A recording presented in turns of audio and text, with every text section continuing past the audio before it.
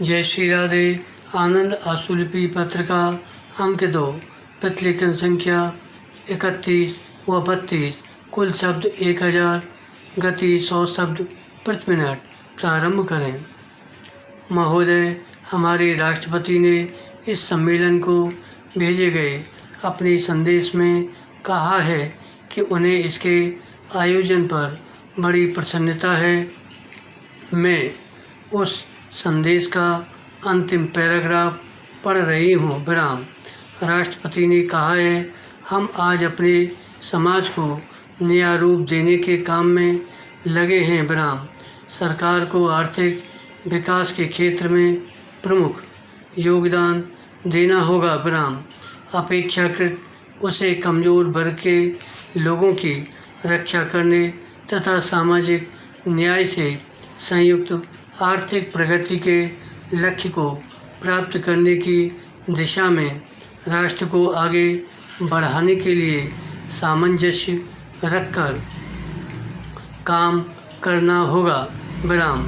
हम जो कुछ भी करें वह संविधान के निर्देशक सिद्धांतों के दायरे में किया जाना चाहिए।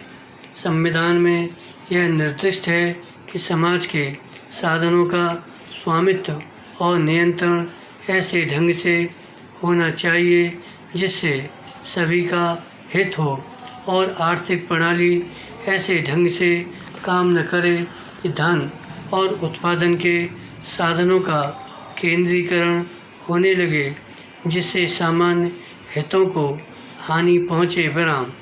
पैरा। सबसे पहले मैं ये कहना चाहूँगी कि इस प्रयास के लिए मैं अपना आशीर्वाद देती हूँ। मुझे प्रसन्नता है कि यह कदम उठाया गया है। यह एक महत्वपूर्ण कदम है और ऐसे सम्मेलन बार बार होने चाहिए। विराम।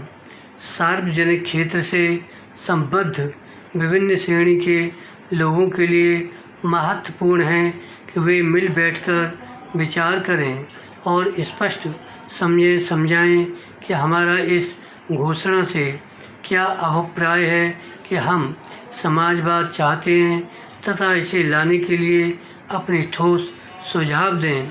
कुछ सुझाव आए भी हैं। आप जैसे किसी समस्या पर गहराई से विचार करते हैं वैसे वैसे आप प्रगति करते जाते हैं और अन्य अनेक सुझाव सामने आते जाते हैं। विराम।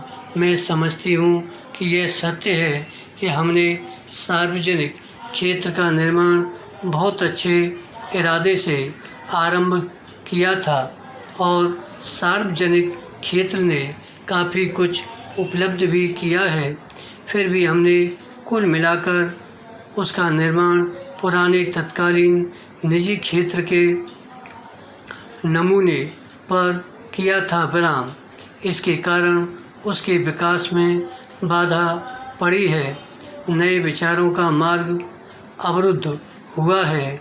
नए अन्वेषणों की भावना विकसित नहीं हो पाई है और लगातार परिवर्तन व प्रगति की प्रेरणा काम नहीं कर सकती है जिसके बिना इस बदलते विश्व के साथ कदम मिलाकर चल सकना संभव नहीं है। विराम। अभी कहा गया कि अनेक महत्वपूर्ण निर्णय लिए जाने हैं। विराम। यह एकदम सही है। विराम। लेकिन प्रत्येक निर्णय के पीछे मुट्ठी भर लोगों के प्रति नहीं बल्कि इतनी व्यापक जनता की भलाई के लिए प्रतिबद्धता होनी चाहिए कि उस निर्णय को प्रभावशाली रूप में कार्यान्वित किया जा सके। विराम। उसे सही ढंग के साधनों और संगठनों का भी सहारा मिलना चाहिए। हमारे यहाँ उन सब का अभाव है। फिर भी यहाँ भावात्मक प्रतिबद्धता बहुत पाई जाती है, लेकिन वह शायद ऐसा नहीं है जो समान उद्देश्यों की प्राप्ति के लिए सक्षम है। उसके लिए इच्छा और भावना तो पाई जाती है, और मैं समझती हूँ कि हमें कोशिश करके सही ढंग की प्रतिबद्धता अपनानी चाहिए। पैरा। सभापति महोदय, हिंदुस्तान स्टील और अन्य सार्वजनिक उद्यमों के बारे में सुनकर दुख हुआ। विराम। उन्हें कितनी बदनामी और आलोचना सुननी सहनी पड़ती है।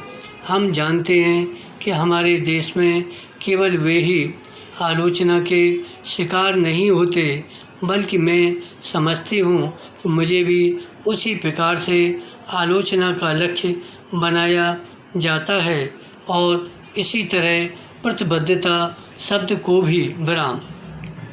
वह एक ऐसा शब्द बन गया है जिसे बहुत से भयावह अर्थ और अभिप्राय दिए गए हैं, लेकिन वह एक बहुत सीधा साधा शब्द है, और जब हमने उसका इस्तेमाल जनता के संदर्भ में किया है, केवल आम जनता के लिए ही नहीं, बल्कि उन लोगों के भी संदर्भ में जो प्रशासन में हैं, तो हमारा कभी भी ये आशय नहीं रहा है कि हम किसी भी तरह का वैचारिक नियंत्रण चाहते हैं, या चाहते हैं कि किसी मार्ग पर आंखें बंद करके चला जाए।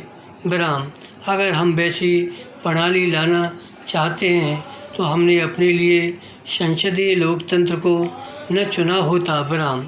हमने स्वतंत्र और स्पष्ट आलोचना का वह मार्ग न चुना होता जिस पर कोई भी हमारी ओर से बिना किसी बाधा के चल सकता है। विराम। मैं समझती हूँ कि आलोचना किसी भी चीज़ के सुचारू संचालन के लिए आवश्यक है। विराम। हाँ, यह सच है कि सार्वजनिक क्षेत्र की अधिकांश आलोचना सही तथ्यों पर आधारित नहीं है, और वह हमेशा ही निष्पक्ष आलोचना नहीं रही है। हम यह न समझें कि जो लोग ये सब लांछन लगाते हैं वे नहीं जानते कि वास्तविकता क्या है। वे निश्चय ही जानते हैं। विराम। उन्हें मालूम है कि सच्चाई क्या है, और फिर भी जब उन्हें सही स्थिति की जानकारी दी जाती है तब भी वे जानबूझकर लांछन लगाते रहते हैं। इसलिए हमें इस पूरी समस्या को सही परिप्रेक्ष्य में रखकर देखना होगा। विराम। सार्वजनिक क्षेत्र की आलोचना क्यों की जाती है? हमारे द्वारा प्रयुक्त कुछ शब्दों की आलोचना क्यों की जाती है? विराम। इसलिए नहीं कि कोई चीज़ अपने आप में गलत है, बल्कि इसलिए कि वे किसी ऐसे उद्देश्य की प्राप्ति का प्रतीक है जो बहुत ही विशाल है। विराम।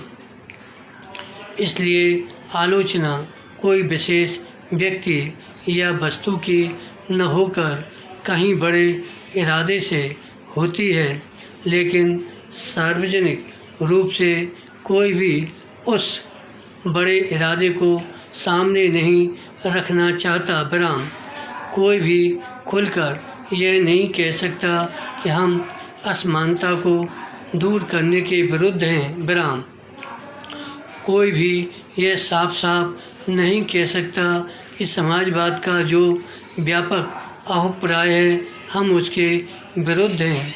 इसलिए आलोचकों को कोई और निशाना ढूंढना होता है। विराम। उन्हें ऐसे तरीकों की खोज करनी होती है जिससे वे जनता का ध्यान बड़े बड़े उद्देश्यों से हटा सकें। विराम। इसलिए जहाँ यह बहुत ज़रूरी है कि हम श्रमिकों तथा अन्य लोगों के लिए इस प्रकार के शैक्षिक मंचों का आयोजन करें, वही हमें उस शिक्षा को कहीं ज़्यादा व्यापक परिप्रेक्ष्य में देखना होगा। विराम। इन विशिष्ट समस्याओं के बारे में जानकारी अवश्य दी जाए और देश की भलाई के परिप्रेक्ष्य में देनी होगी।